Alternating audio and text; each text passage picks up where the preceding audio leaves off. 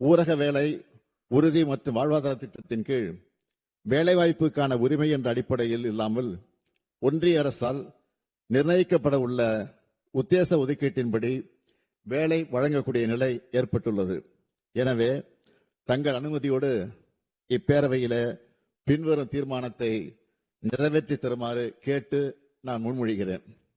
தீர்மானம்: மகாத்மா காந்தி தேசிய ஊரக வேலை உறுதி சட்டம் 2005 படி கிராமப்புற மக்களின் வேலைக்கான உரிமை நிலைநாட்டப்பட வேண்டும் என்றும் மக்களின் வேலைக்கான தேவைக்கேற்பவும் மகாத்மா காந்தி தேசிய ஊரக வேலை உறுதி திட்டத்தின் மாநில செயல்திறன் அடிப்படையிலும் தொடர்ந்து நிதி ஒதுக்கீடு செய்வது உறுதி செய்யப்பட வேண்டும் என்றும் மகாத்மா காந்தி தேசிய ஊரக வேலை உறுதி திட்டத்தின் கீழ் பெரும்பான்மையாக பலனடைந்து வந்த பெண்கள், மாற்றுத்திறனாளிகள், ஆதிதிராவிட மற்றும் பழங்குடியின மக்களின் வாழ்வாதாரம் தொடர்ந்து பாதுகாக்கப்பட சமூக பாதுகாப்பினை உறுதி செய்திட முந்தைய ஆண்டுகளின் ஒதுக்கீட்டிற்கு குறையாமல் ஒதுக்கீடு செய்யப்படுவது உறுதி செய்யப்பட வேண்டும் என்றும் உத்தேச மதிப்பீட்டின் அடிப்படையில் தன்னிச்சையாக ஒன்றிய அரசு நிதி ஒதுக்கீடு செய்யும் என உள்ள தற்போதைய புதிய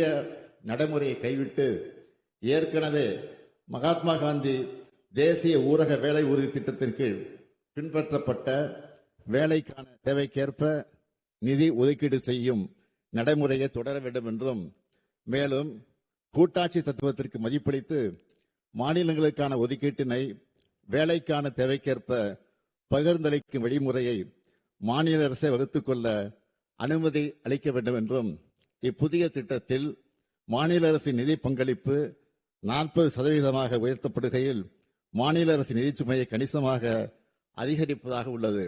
எனவே புதிய திட்டத்திற்கான நிதி பங்களிப்பு மகாத்மா காந்தி தேசிய ஊரக வேலை உறுதி திட்டத்திற்கான நிதி பங்களிப்பினை போலவே திருத்தி அமைக்கப்பட வேண்டும் என்றும், தேசத்தந்தை மகாத்மா காந்தி அவர்களின் பெயரை நீக்கி பல்வேறு உள்நோக்கங்களை கொண்டு இத்திட்டத்திற்கு வளர்ச்சியடைந்த இந்தியா ஊரக வேலைவாய்ப்பு உறுதி மற்றும் வாழ்வாதார இயக்கம் ஊரகம் BBG ராம்ஜி என பெயர் மாற்றம் செய்யப்பட்டு உள்ளது. மகாத்மா காந்தி அவர்கள் இந்த தேசத்திற்கு வகுத்து தந்த கொள்கைகளையும் வழிகாட்டிய பாதையையும் எப்போதும் நினைவுகூரும் வகையில் இத்திட்டம் மகாத்மா காந்தி பெயரிலேயே தொடர வேண்டும் என்றும் ஒன்றிய அரசை இப்பேரவை ஒருமனதாக வலியுறுத்துகிறது. மாண்புமிகு பேரவைத் தலைவர் அவர்களே, இந்திய நாட்டின் கிராமப்புற மக்களின் வாழ்வாதாரத்தை பாதுகாத்திட மகாத்மா காந்தி தேசிய ஊரக வேலை உறுதி சட்டம் 2005 விதிமுறைகளின்படியே மகாத்மா காந்தி தேசிய ஊரக வேலை உறுதி திட்டம் தொடர்ந்து செயல்படுத்தப்பட வேண்டும் என்ற வகையில் மேற்படி தீர்மானத்தை இந்த சட்டப்பேரவையில் நிறைவேற்றி தர வேண்டும் என்று அனைத்து உறுப்பினர்களையும் தங்கள் வாயிலாக கேட்டு அமைகிறேன். கூட்டாட்சி தத்துவத்திற்கு சவால் விடுகிற ஏழை எளிய பிற்படுத்தப்பட்ட விளிம்பு நிலையில் இருக்கக்கூடிய மக்களுடைய சமூக பாதுகாப்பு தகர்ந்திட கொண்டு வரப்பட்டுள்ள ஒன்றிய அரசினுடைய இப்புதிய திட்ட நடவடிக்கைக்கு எதிராக இந்த அரசால் முன்வைக்கப்பட்ட அரசியல் தனி தீர்மானத்தின் மீது மாண்புமிகு உறுப்பினர்கள் திரு ER ஈஸ்வரன் அவர்கள்,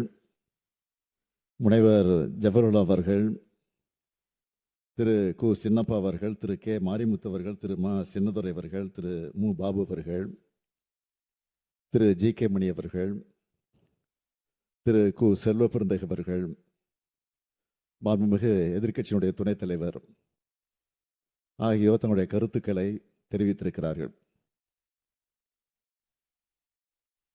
அதற்காக முதலில் அவர்களுக்கெல்லாம் என்னுடைய நன்றியை தெரிவித்துக் கொள்ள விரும்புகிறேன். ஆனால் இன்றைக்கு எதிர்க்கட்சி தலைவர் அவர்கள்